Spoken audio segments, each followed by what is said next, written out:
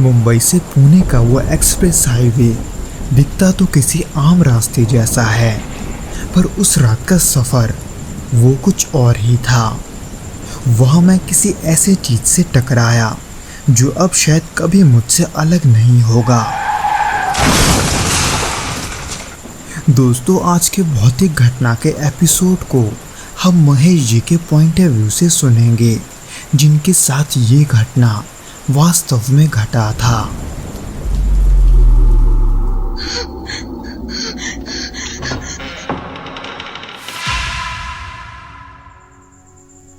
ये बात साल 2016 की है। उन दिनों कुछ हफ्तों से मेरा दिमाग बहुत ही भारी चल रहा था। ऑफिस का काम, रिश्तों की उलझने और ऊपर से नींद ना आने की आदत, इन सब से मेरी रोजमर्रा की जिंदगी पर असर पड़ रहा था। इसी के बीच एक दिन मुझे अपने दोस्त की तरफ से एक फोन आया, जो कि एक बिजनेस मीटिंग को लेकर था। वो मीटिंग दरअसल पुणे में होने वाला था और उसी के तैयारी के लिए मेरे दोस्त ने मुझे पुणे बुलाया था। वैसे तो मैं उसके अगली सुबह ही निकलने वाला था, लेकिन अपने दोस्त से ये सुनकर कि काम थोड़ा ज़्यादा है, उसने मुझे जल्दी आने को कहा, यानी कि उसी रात को। हालांकि थकान होने के वजह से मैं वो सफ़र तब शुरू तो नहीं करना चाहता था, क्योंकि वो सफ़र तकरीबन 4-5 घंटा लंबा था। पर अपने दोस्त के बातों को सुनकर मुझे उसी रात निकलना पड़ा। तब रात के यही कोई 11:30 बज रहे थे जब मैं अपनी गाड़ी लेकर घर से निकला।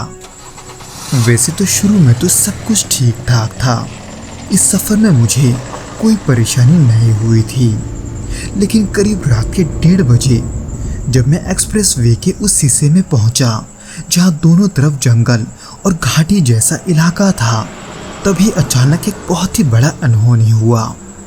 दरअसल मैं गाड़ी थोड़ा तेज चला रहा था और तभी मेरे पलक झपकते ही न जाने कौन मेरी गाड़ी के सामने आ गया। हालांकि मैंने उसे देखते ब्रेक दबाने की कोशिश की, पर गाड़ी इतनी रफ्तार में था कि वो समय पर नहीं रुक पाया, जिसकी वजह से जो भी मेरे सामने था वो गाड़ी से टकरा गया। गाड़ी से टकराने की उस भयंकर आवाज को सुनकर मेरा दिल झट से ही बैठ गया था। उस एक पल में मैं इतना घबरा गया था कि मेरा पूरा शरीर सुन पड़ चुका था, पर मैं उसके बावजूद भी हड़बड़ाते हुए गाड़ी से बाहर निकला, टॉर्च लेकर ये देखने के लिए कि जिससे टक्कर हुई है वो ठीक है या नहीं। पर जैसे ही मैंने टॉर्च लेकर देखना शुरू किया, मुझे वहाँ कोई नहीं मिला। गाड़ी के पीछे एक ऐसा शरीर जो कि सफ़ेद कपड़े में लिपटा हुआ था। हालांकि वो आदमी था या औरत, ये तो पहले मुझे नहीं पता था। मैं तो तब यहाँ वहाँ रोशनी करते हुए उस शख्स को ढूंढने की कोशिश कर रहा था। यही करते हुए मैं थोड़ी देर तक वहीं खड़ा रहा। फिर सोचा शायद ये सब मेरे थकान के वजह से है, शायद मुझे थकान के वजह से वहम हुआ होगा। इसलिए मैंने फिर से गाड़ी स्टार्ट की और आगे बढ़ गया। हालांकि मन में अब भी एक अजीब सी घबराहट थी, क्योंकि थोड़ी देर पहले तक मैं बहुत डरा हुआ था। फिर ऐसे ही करीब 15 या 20 मिनट के बाद अचानक एक और डरावना चीज़ हुआ।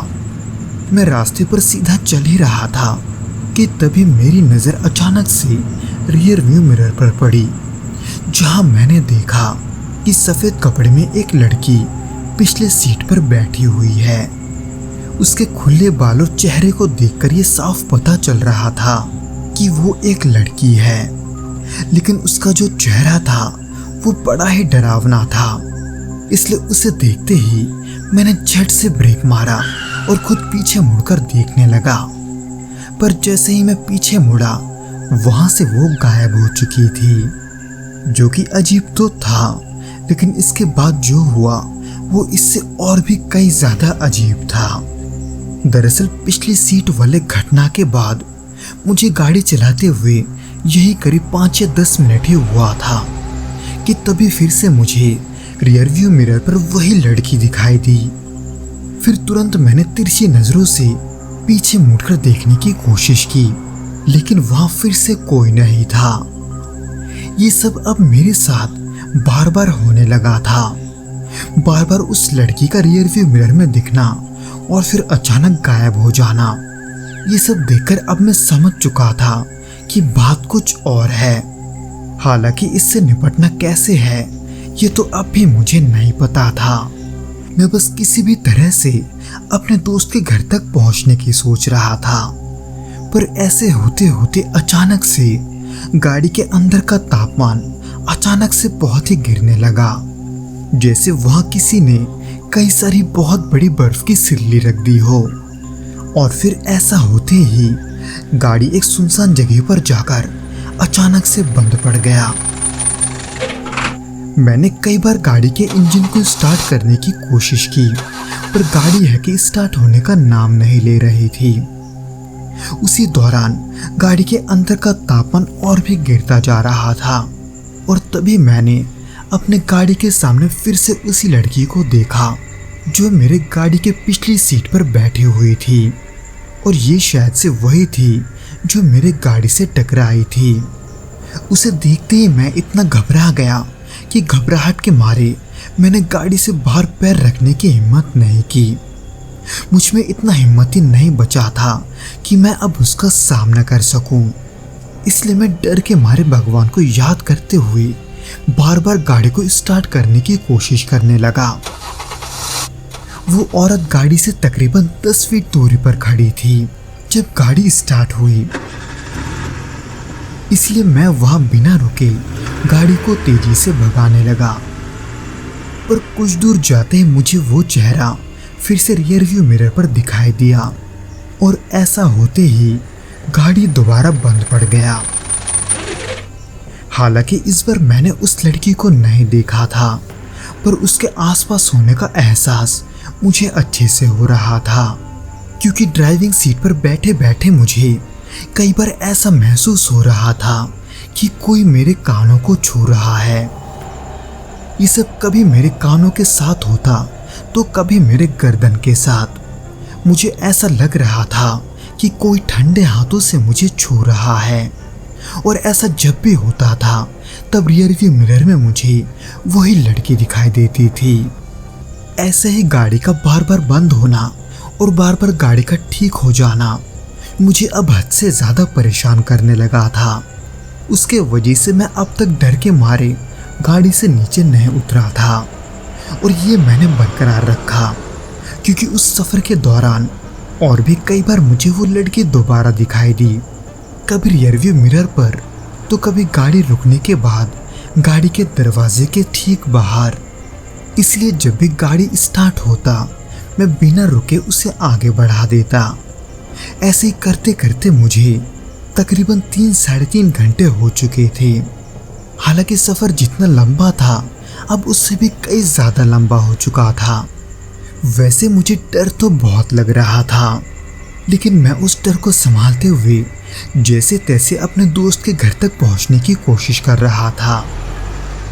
वैसे तो मैं देर रात को अपने दोस्त के घर तक तो पहुंच गया था, पर उस बाकी के सफ़र के दौरान उस सफ़ेद कपड़े वाली लड़की का बार बार दिखाई देना और किसी का मुझे बार बार छूना, ये सब एहसास मुझे पूरे रास्ते हुआ।